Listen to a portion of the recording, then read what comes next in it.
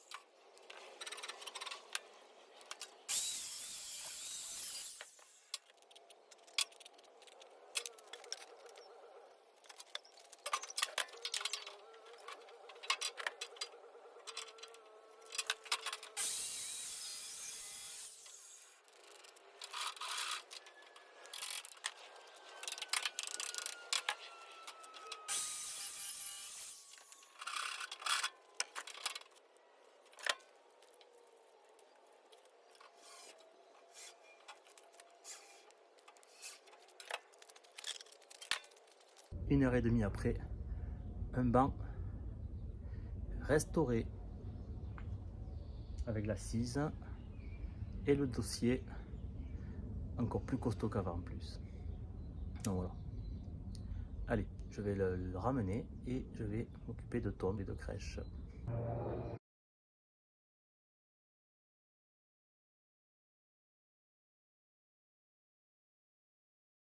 Tous les lundis, tous les 15 jours, tonte du site d'une crèche. J'ai fait des crèches, mais déjà celui-là c'est fait. Donc voilà. Il y a un petit garçon qui est pas content, il pleure, il crie. Ah oui. Je crois qu'il a fait des bêtises, je suis pas sûr. Donc voilà, donc je vous montre l'autre côté. Pareil, tout est fait. Le banc a été livré, je vous montrerai demain. Et puis voilà, puis on continuera notre entretien, tout simplement. Là, le banc en position, réparé. Allez, je continue. Que les deux crèches, on a un entretien à faire. Donc c'est l'année dernière, j'étais venu, j'avais taillé toute la longueur parce que ça débordait jusqu'à la moitié du chemin, presque. Du coup là, ils m'ont recontacté donc pour faire ça, tout au rotofil, toutes les bordures. Hop, derrière les maisons et tout, donc voilà. Donc, j'ai tout ça à faire. J'ai un coup de souffleur, un coup de râteau, à feuille, et il n'y aura plus rien.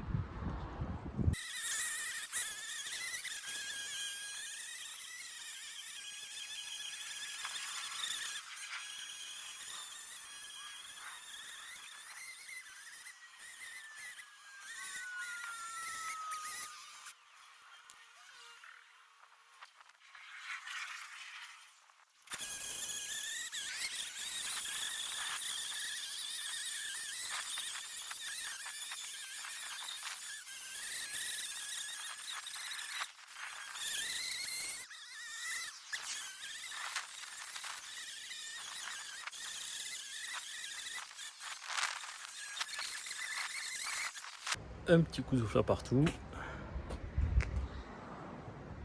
un petit coup de râteau, et ça sera tout propre.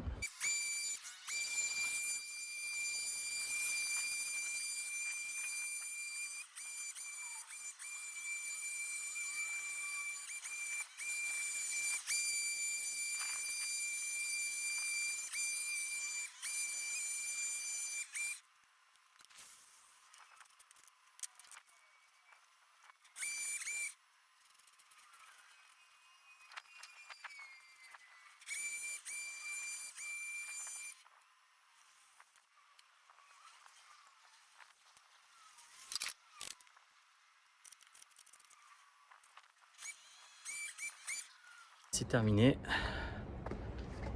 Tout passé au rotofil, au souffleur, un petit coup de lame sur les plates récalcitrantes. Voilà, toutes les parties communes. Donc c'est la voirie. Elle a été entièrement nettoyée.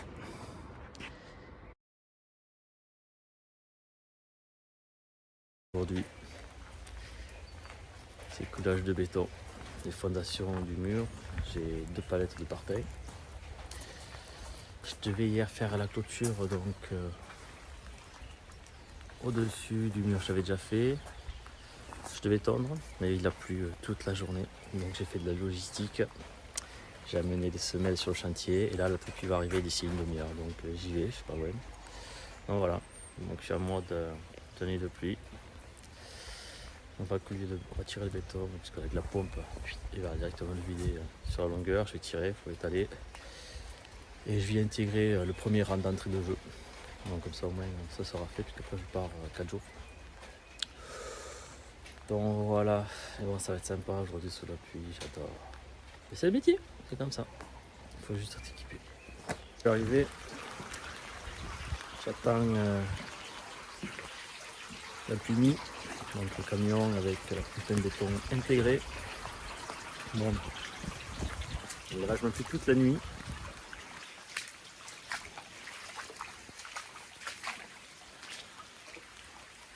En fait, la fouille sert plus de canalisation pour l'eau, puisque toute l'eau vient là.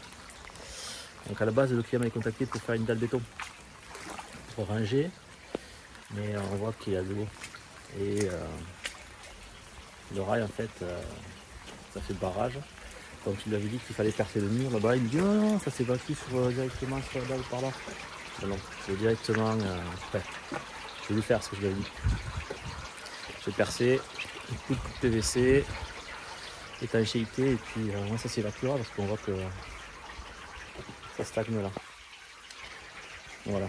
Donc ça, ce sera un échange que j'aurai ce soir avec lui. Et pour l'instant, on va attendre la pompe à béton. Il pleut de plus en plus. J'ai demandé un béton pas trop mouillé, comme ça au moins ça va absorber. L'eau va remonter par le béton. Donc voilà. Ah, les aléas météo. Il y en a qui sont intempéries pour ça, hein, et moi pas. Allez, dans une autre activité que j'ai, je dirais mouiller pour mouiller, on y est quoi. Mais là, ça va être l'enfer. Bon, c'est comme ça, c'est la vie.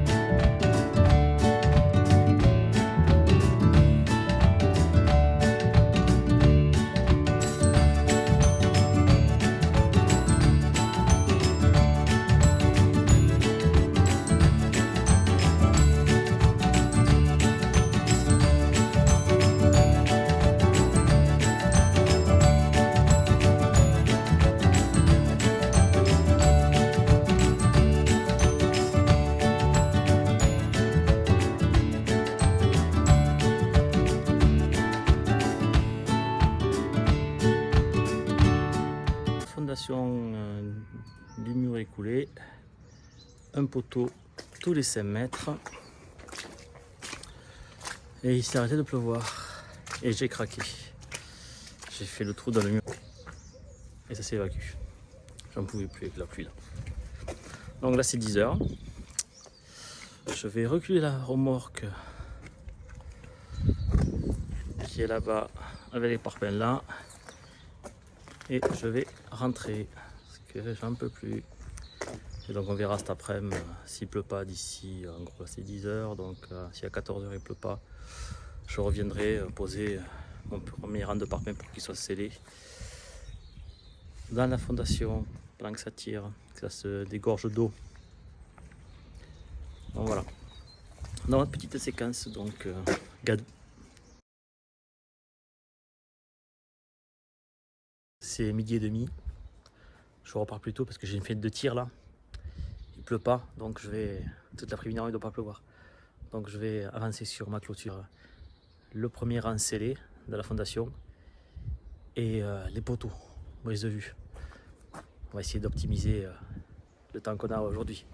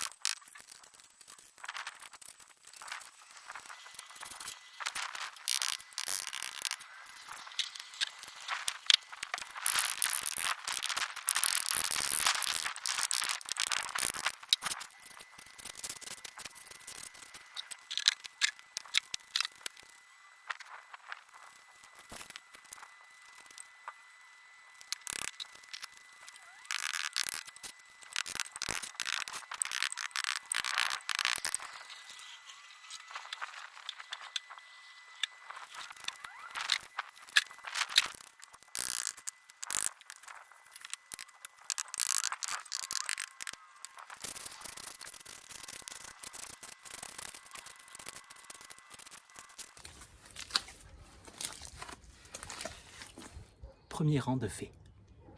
Petite pause obligatoire. Une petite ondée passagère m'a stoppé dans mon élan. Il me restait 5 parpaings à dépiler sur la palette. Voilà, on est mis à stand-by. Donc le temps que ça passe, je bois un petit coup, je vais m'hydrater et on repart. On a mis donc ces 5 parpaings à sortir. Et ensuite je m'attaque à la partie lame composite. Après-midi, on pose une clôture, donc en poteau aluminium et lame composite. Donc la clôture sera composée d'un premier élément en alu, de 3 lames empoitables, ainsi que d'un filaire de finition.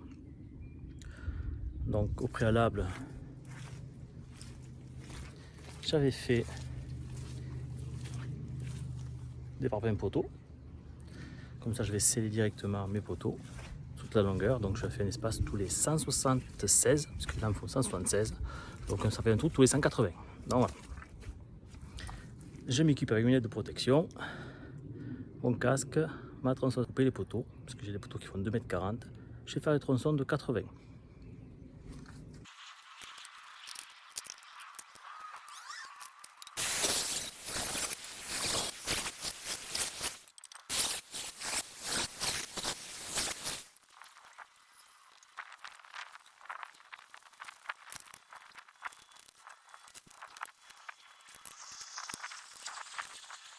J'ai utilisé du piton de scellement express.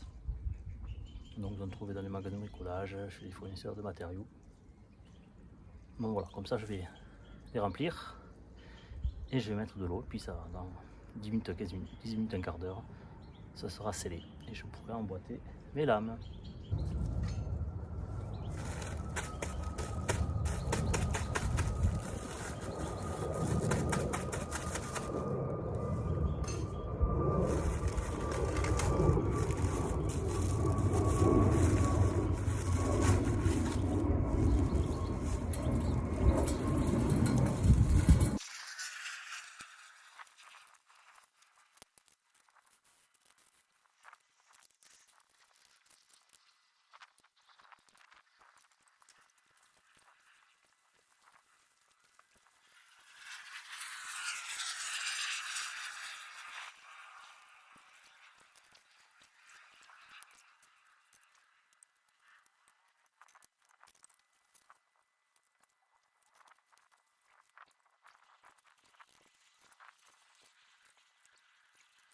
Ensuite, travée par travée, jusqu'au bout de la clôture, tout simplement. Donc là c'est déjà sec, c'est pour ça que j'ai positionné. Au fur et à mesure, je vais sceller tous mes petits poteaux de 80 jusqu'au bout.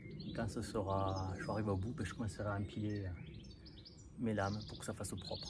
Partie de la clôture fait, il reste la hauteur puisque j'ai un artisan qui doit mettre de la couvertine. Du coup on recalera la hauteur et puis on mettra des chapeaux. Voilà, c'est terminé. Quai du vent, j'ai mis qu'une seule lame pour l'écart.